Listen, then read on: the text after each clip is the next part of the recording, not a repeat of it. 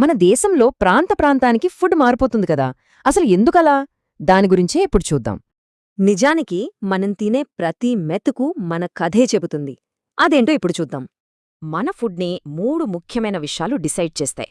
అందులో మొదటిదేంటో చూద్దాం. అన్నిటికంటే ముందు క్లైమేట్, అంటే అక్కడి వాతావరణం, నేల. అక్కడ ఏవి పండుతాయో అవే కదా తినేది. చూడండి, సౌత్ ఇండియాలో వర్షాలెక్కువ కాబట్టి వరి పండిస్తారు. అందుకే మనకి అన్నం మెయిన్. నార్త్లో పొడి వాతావరణం, సో అక్కడ గోధుమ, రోటీలెక్కువ. ఇక రెండో విషయం మన కల్చర్, మన సంప్రదాయం, తరతరాలుగా వస్తున్న అలవాట్లన్మాట. ఉదాహరణకి ఆంధ్రప్రదేశ్, తెలంగాణలో ఇడ్లీ, దోశ కేవలం టిఫిన్ కాదు, అది మన సంప్రదాయంలో భాగం.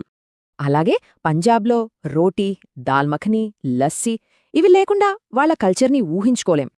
ఇక మూడోది లభ్యత, ఆర్థిక పరిస్థితి. సింపుల్గా చెప్పాలంటే మనకి అందుబాటులో ఉన్నవే తింటాం. ఉదాహరణకి సముద్ర తీర ప్రాంతాల్లో చేపలు బాగా దొరుకుతాయి కాబట్టి అవే తింటారు. పాడిపంటలున్న చోట పాలు, పెరుగు వాడకం ఎక్కువ. సో చూశారుగా, వాతావరణం, సంస్కృతి, ఆర్థిక వ్యవస్థ ఈ మూడూ కలిసే మన ప్రాంతీయ వంటకాలను డిసైడ్ చేస్తాయి.